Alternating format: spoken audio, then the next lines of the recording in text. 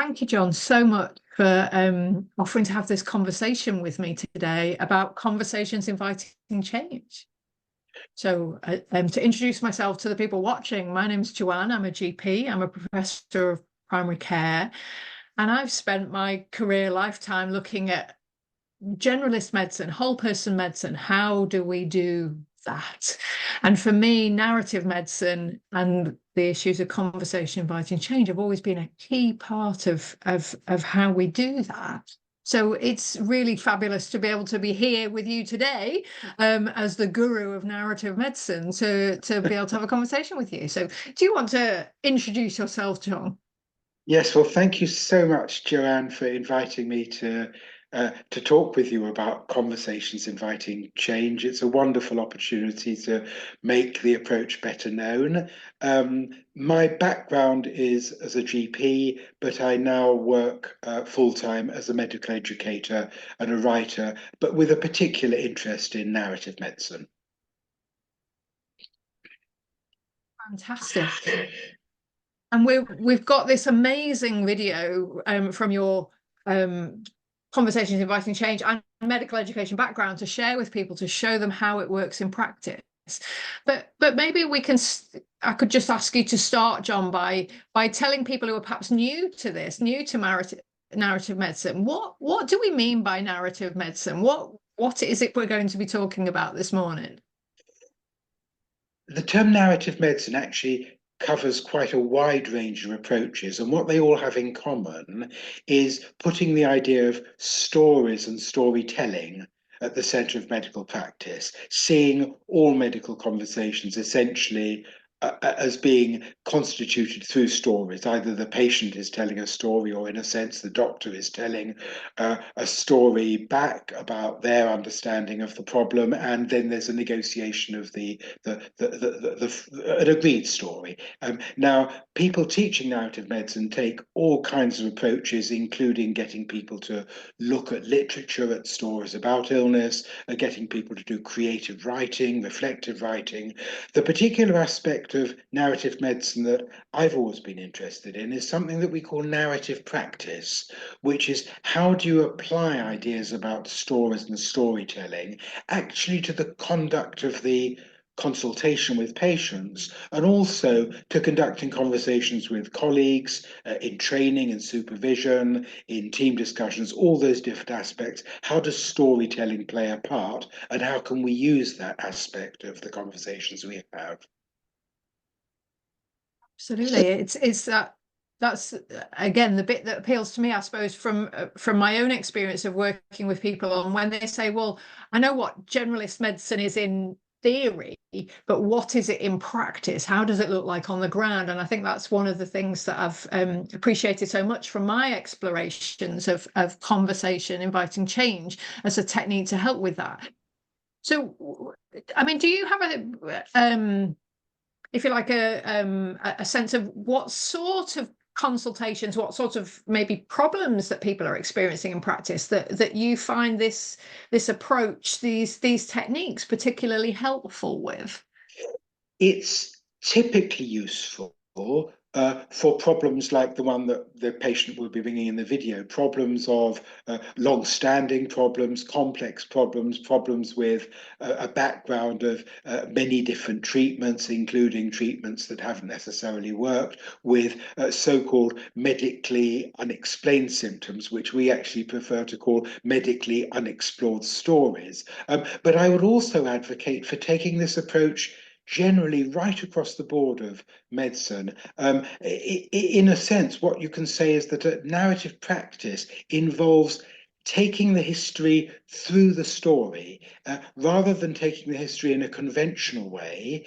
It means listening to the story and, if you like, foraging within the story to get what is medically important. So you're staying much more within the patient's storytelling world and extracting what you find useful, rather than going through it in a very kind of formulaic way, which the patient may experience as really very different from a normal social conversation, and therefore may actually inhibit their expression. And I hope people will see that when they watch the video. But the other aspect of narrative practice is that you go in with the expectation that the conversation itself will help the patient reflect on what they've been through or what they're going through, and if you like, come up with a new story of it inside their own minds as they're speaking. And I hope people will see that demonstrated as well.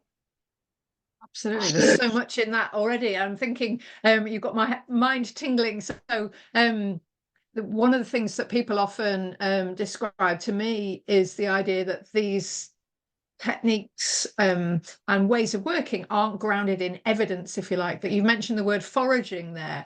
There's some really lovely evidence from colleagues in Europe who look at the idea of the consultation as foraging for the understanding that we need Exactly. to be able to work with our patients. So I think, absolutely grounding that in an evidence base, if you like, for anyone who's worried about that aspect of things. Yes. And I completely agree with you about the sort of complexity of problems and things. For me, I think I use these techniques most when I get stuck, if you like, and getting stuck might be right with the first sentence that somebody utters from the conversation, or it might be something that comes up later in a consultation. Very often, for me, those often have a mental health element as well. So I find it very useful working for myself as a clinician, and also working with students and with doctors that I'm working with on their developing their practice, in thinking about it in sort of mental health, where there are mental health elements to the conversation. But then that's probably every consultation we do. So pretty much. And I think it comes up in the video we're about to watch as well. So I think relevant to every consultation we do, really. So pretty much. And even with something as basic as, "Doctor, I think I've got a bunion," it's still possible to say, "Tell me a bit about it," rather than, "Okay, let's have a look at your toe." And you might then find a great deal of contextual information about other issues related to the bunion or unrelated to the bunion. We all know that. And if you look at how established, experienced doctors practice, you actually find that the majority by mid-career do not actually take histories. They listen to stories. So we're building on what good doctors do intuitively anyway. I think that's building that practice-based evidence that we all know. So fabulous. Shall we watch the video and then we can have some more conversation after that? Would that be okay?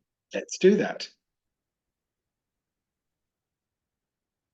Good. So Niki, I'm going to imagine I'm a GP that you're seeing for the first time, and I've started my usual way by saying, good to meet you. How can I help you? Hi. Yeah. I've been diagnosed with trigeminal neuralgia. Okay.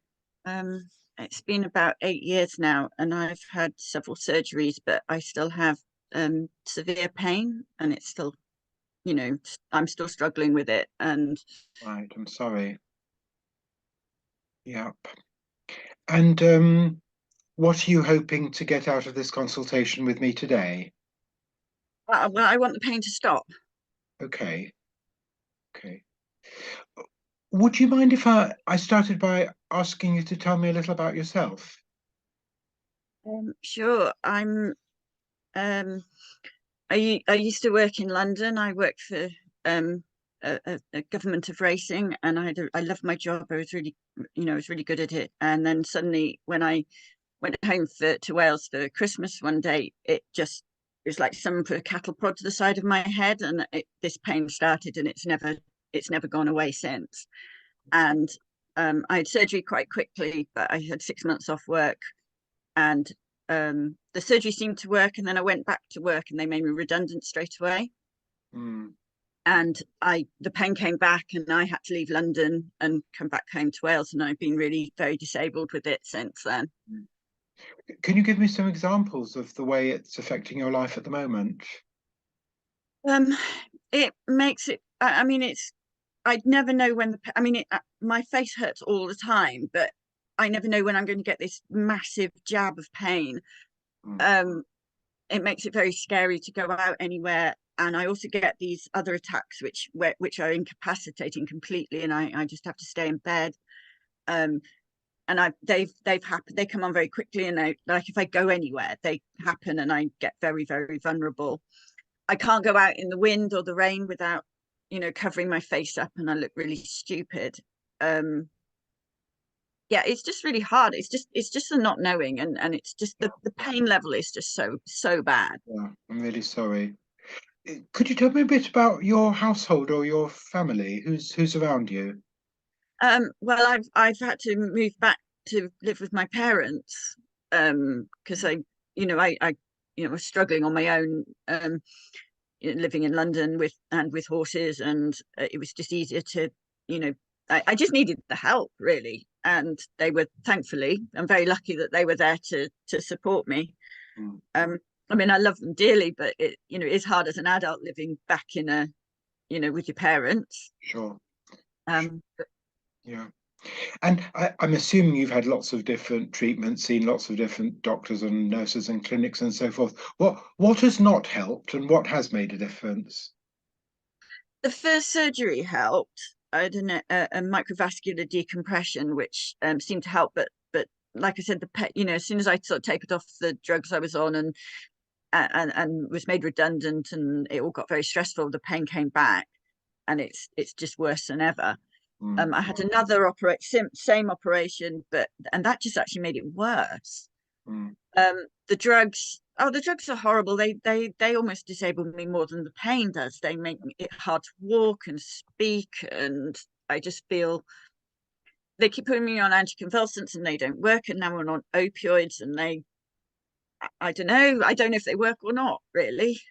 And what are you taking at the moment? At this point, I'm taking quite high dose opioids. I'm on fentanyl. Yeah, yeah. And was there anything specific you were hoping I might do? I just want some help. Yeah. I just can't, it's just really hard to live like this, and looking into the future and not seeing any improvement. Mm. Mm. What what form do you think that help might take? I mean, you're a very experienced patient. You've come across a lot of different treatments. You've no doubt heard of other treatments. Are there any things in particular that would appeal to you? Um, they've sort of been talking about deep brain stimulation or something like that, but um, I don't think it's drugs. I don't think drugs are the way to go. Um, but also, there's just no real discussion about what might have caused this, or Mm. or just sort of strategies of how to just make life a bit better. Yes. Do you have any theory yourself of what might have caused it? Well, they tell me that there's a blood vessel on Mm. the nerve root which is causing the pain, but um, that's supposedly been removed. So Yeah. I don't know why it would still be hurting, really. And what would a strategy look like to you? A strategy that made it easier to live alongside it? Um, it's just it would be nice to have some way of coping, like when the really bad pain happens, like an escape medication, or that maybe not a medication, but something that I could go, look, I have this strategy or this thing or this way of coping, so I could just feel a bit freer in living. Yes. Okay. Um, what's going through my mind is that we might need to meet a few times. I'm sure you weren't expecting that your first visit to a new GP, I would suddenly solve everything. But what you've told me is really important and interesting. And I'd like to do a bit of thinking about it, and maybe a bit of reading and a bit of discussing with colleagues who are experts in this sort of area. And I wonder how it would be if I just did nothing today, but just suggested that you book an appointment in a week's time. You could perhaps do a bit more thinking about strategies that you find are helpful to you, and I could do some thinking as well. And perhaps we could just continue the conversation next week. How would that be? That would be really good, actually, because I mean, this is this is one of the first times I've actually felt listened to. So Okay. That's pretty special in itself. So thank you. Well, I appreciate that. Thank you very much. Is it all right if we wind up there? Yeah, that's fine. Thank you very much. Wow, John, I've seen that video a few times now, and it gets, there's more in it every time. I meant to ask you before we went to watch that video, do you want to just give us the context? Do you want to just tell us a little bit about Niki and how that video was formed? Yes, the first thing to say that this is not a live consultation. She is actually an actor, but she's acting something from her own lived experience. So if you think this is incredibly authentic, I can't believe an actor could perform so well. The reason is she is acting something that she has lived through herself. So she does it with incredible kind of authenticity and very accurate detail. Which is probably why it felt so real to those of us watching as well, Yes. because it resonated so much with my own experience of clinical practice. And I suppose one of the first things I was reflecting as I was watching on what you're doing and what Niki's doing, and one of the first thing that sort of stood out for me is that you do that GP thing, if you like, of keeping quiet, properly keeping quiet and letting her speak. So that to take this conversation away from sort of biomedicine, and if you like, but into her story. Tell a bit more about how you do that. I would describe it as weaving in and out of biology and biography, if you like. I'm weaving from biomedicine to narrative constantly. I do ask questions that quite specifically elicit the sort of stuff I really need to know, like what previous treatment she's had and what medication she's on and so forth. But I try continually to contextualize that.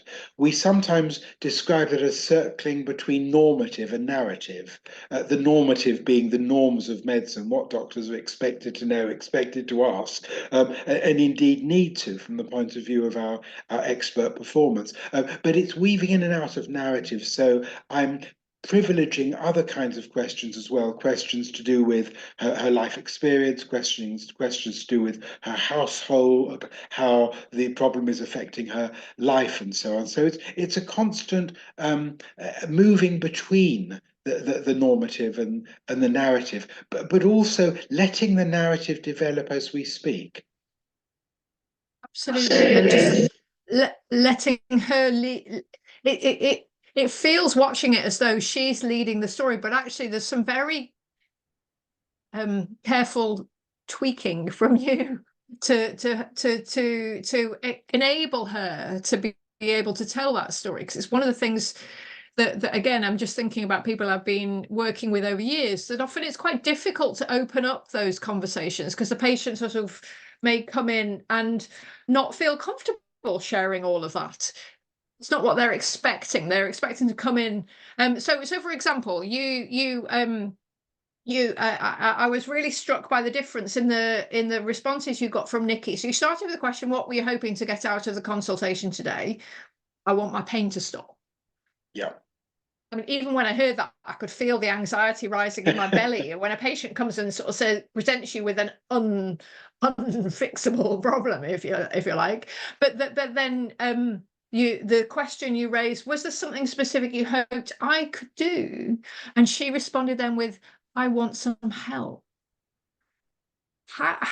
Again, I'd just be really interested in your reflections on how we make that transition from, well, I want you to fix, this is oversimplifying it, I want you to fix this problem, Yeah. to I want you to help me. There's actually two transitions in the consultation. Like you, I've watched this many times. The first time, in response to the question, she says, "You say I want the pain to stop." So it's external, it's abstract. The second time, she says, "I want some help." So it's becoming relational. There's somebody else involved in it. And the third time, she actually says, "I want some strategies to help me live with it." So she's no longer saying she wants the pain to stop. She's acknowledging, in a sense, implicitly, that it may not stop, or may not stop for a very long while, that she may need to live with it, and that she's implicitly taking responsibility for it herself. So there's a change of the locus of control, of agency as well. And perhaps this is the moment to draw attention to the middle word of conversations, inviting change, that I'm constantly issuing invitations over and over again. I'm inviting her to talk about it. I'm inviting her to reflect on it. I'm not insisting on change. I'm not even, if you like, nudging her in the direction of change in the way one might in motivational interviewing. I'm continually trying to facilitate a space in which she can choose, if she wishes, to explore different ways of understanding her problem, different ways of moving forward, which precisely she does simply by being given the space for it. I sometimes describe this as letting the dog off the lead. You're not yanking the dog on the lead round the park, insisting that it goes where you want it to. You're letting it literally take the lead in the other sense, and you're then following it round, and then you're seeing where it goes, and you're foraging medical information from that process.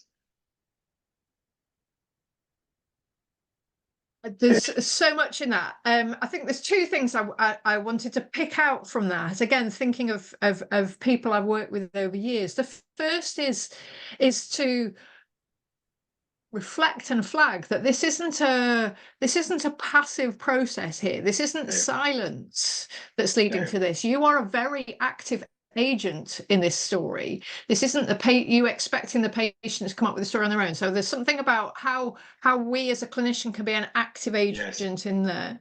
And well, let's start with that, and we'll move on to how could, for somebody watching this who's thinking, I want to be able to use that approach, how does the conversations inviting change approach, the training courses you run and things, help someone to do that? Tell us a little bit more about what that's involving. We start with a very, very simple exercise, which is to ask somebody to have a conversation with one of their peers about a real live problem that other person is facing. This isn't role play. This is actually, tell me about a dilemma that you're facing in work. And we instruct the what we call the interviewer or the supervisor or the questioner to follow three very simple rules. One is just ask questions. Try and make the questions open, simple, and short. So you're creating a space for the person. Secondly, follow the story. Don't ask clerking type questions where you've got all the questions lined up like planes waiting to take off at an airport. Don't have them prepared in your head. Make sure that each question tracks the story and just creates a space for the story to go somewhere. And the third very simple rule is withhold advice, withhold suggestions, don't reformulate, don't say it sounds to me as if. Funnily enough, we avoid quite a lot of traditional counselling or coaching interventions like reflecting back, so what you're saying is, and so forth. We say just withhold all of that stuff. Withhold the, oh yes, I really feel for you, that must be awful, kind of interventions that have sort of become automatic for many doctors and health professionals. What you're doing is facilitating a space for somebody's story to go where it wants to go and where it needs to go. You're not forcing change, you're inviting change, or at least you're allowing the possibility of change, or of no change if the person doesn't actually want to go there, whether it's a colleague or whether it's a patient. Absolutely. Again, so much in that. I was just reflecting that how much of what you said there actually, and forgive me, my colleagues at the medical school, how much of that actually is perhaps in contrast to some of the consultation techniques we teach certainly at undergraduate level, but also goes into to postgraduate and so on. It's actually turning around some of the techniques that are ingrained in us when we first start medicine. So it's perhaps a development of our professional confidence, of our professional skills, in order to be able to work in that very patient-centered space. It's coming out, the confidence to come out of that disease space into the patient space and work with them there, isn't it? Absolutely. And I mean, you could say it involves a process of unlearning, or you could also say it involves a process of returning to become a natural human being, having normal conversations. Because if you listen to your hairdresser or your taxi driver or anybody else who actually has to keep the ball in the air in terms of having informal social conversations and showing curiosity in what you're doing in order to create trust and in order, in some cases, to get you to come back and use them again, you'll see this is actually exactly what they do. And I think there is an argument for saying we should teach this from the beginning. We should teach witnessing stories and foraging among stories rather than what we call taking history, which is actually a very artificial way of listening to people. Conversation I have around a similar conversation we have around advanced generalist medicine all the time. Can you teach it at the beginning, or is it a later thing? But I perhaps wanted to pull out, again, perhaps a common thread with the generalism discussions that we have, is that what you're describing here is not passive for the doctor. It is a process that involves a set of skills, of understanding, of a framework that we can use to help to do that. So it isn't a case of either, I suppose it's back to that idea of you're a good communicator or a bad communicator, and those consultation skills we reduced to a set of, well, ask this question, ask it in this way, to try and improve consultation skills. So I'm not wanting to reduce conversations in change to a set of processes, but I am trying to sort of think about the fact that there are things that people can learn in order to do this differently, as you say, unlearn some previous and learn to do, and people would be able to get that from going on a conversations inviting change course. Is that right?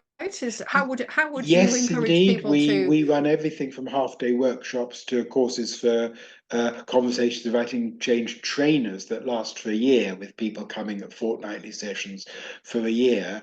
So that's the best way to learn it.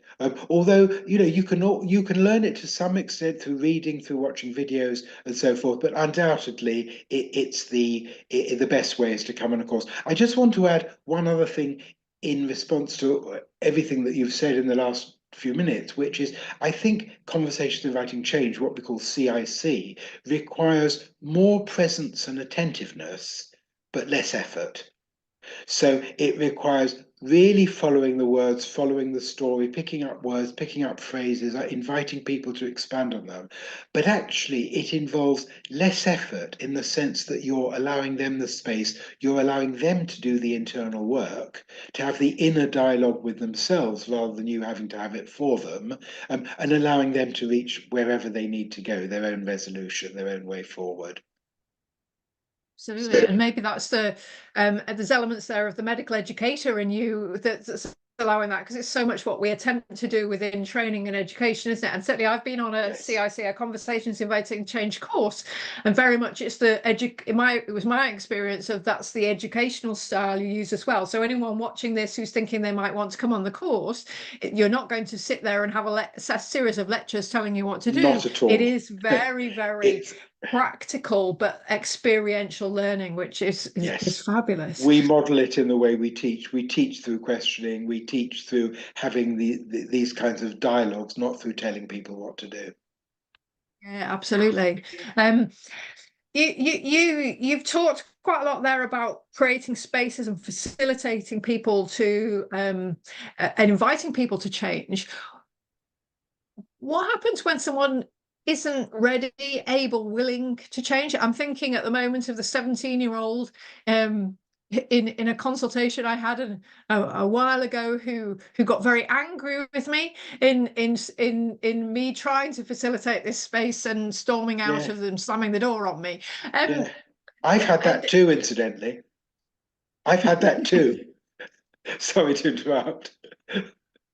Absolutely. I mean, how does that fit with what would be the kind of CIC sort of, if I was having this conversation with a tutor, what would be the CIC response to that situation Yeah, it's a common challenge. The answer is there's no one size fits all. You would try and respond to that person at that moment in that situation. And that might actually require straightforward advice, straightforward giving the prescription they want. It could involve all sorts of things. There's nothing inflexible or absolutist about CIC. But you might also show some curiosity in it of actually, gosh, I'm interested that it's created that reaction in you. Do you want to tell me what's upset you, what's offended you about, what I've done so far, and actually have a conversation about that. You might use humor, you might use an apology. I mean, there's all kinds of things you might do. The main thing is to be responsive, to calibrate your response to what is your best guess that will most help that person at that moment and create more space for the person at that moment.